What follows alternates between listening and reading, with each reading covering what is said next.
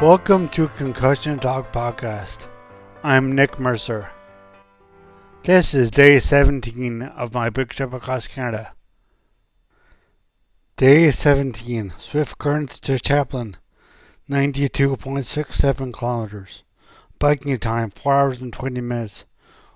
1,649.6 kilometers total. Like yesterday, today sucked. Rain and flats. This province is really starting to piss me off. I got up at 7:30 a.m. to meet the guy who was kind enough to give a complete stranger a ride to Canadian Tire and Walmart. Only Canadian Tire had tubes, so I bought all three they had. I got back to camp, we ate breakfast, packed up the tent, replaced my new tube, so now we had two spares, and we went into town to get groceries. After all of that messing around, we didn't get on the highway until 12:15. We were about 55 kilometers down the road when Kinger blew his first tube. His tire looked almost completely shredded, so we switched his front and rear tires, hoping that would hold for at least a little while. Less than a kilometer up the road, and Kinger's back tube went again. That put us at 0 tubes left and no patches. We saw rain approaching, so we stopped in a gas station in Morse to wait until it passed. There, we met up with Chris and Troy from Grand Falls and Wolfville, who we had met in BC. We traded stories, and they did an awesome thing and gave Kinger one of their spare tires to replace his shredded one.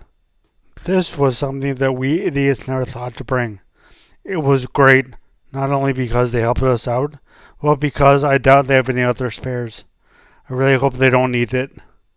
Chris and Troy took off as it looked like the rain was letting up because they had to make it to camp. We waited a bit longer, but it did no good. To make it to our campground near Moose Jaw, we had to take off when it was still raining a bit. Then I blew my back tube, about 1 kilometer short of Chaplin. No spares and no patches, so we were up shit creek. We stopped here at around 7 p.m. because it was just off the highway in Chaplin and I had to walk my bike. It's a gas station and a campground. They say that a guy who works in the garage will be here in the morning and should be able to fix our tubes. I hope he can. They just need to hold up to Moose Jaw and we'll get a bunch at a bike store there. I had a great shower, we dried out a lot of our stuff, and had a huge meal at the gas station restaurant, where we met a solo cyclist who was at our campground last night too, so we invited him to eat with us. He was a Japanese guy who couldn't speak much English. He was able to tell us that his plan was to bike from Vancouver to New York. This was one brave guy. He was doing all of this alone and could barely speak English. These flats mean that our day tomorrow will be about 50 kilometers longer than anticipated, but we'll make that up without any real problems.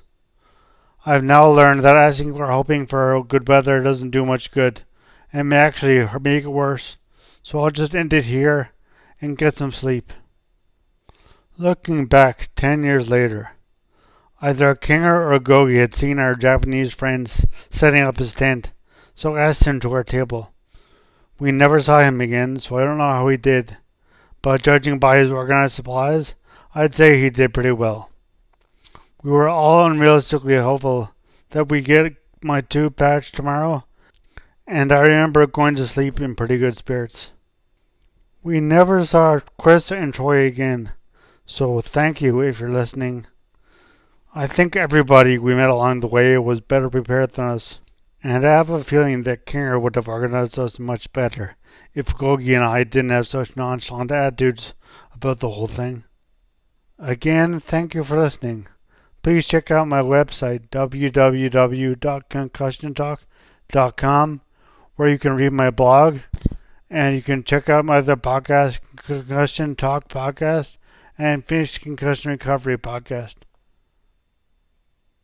As always, music at the beginning of this show is by Ben Sound, www.bensound.com.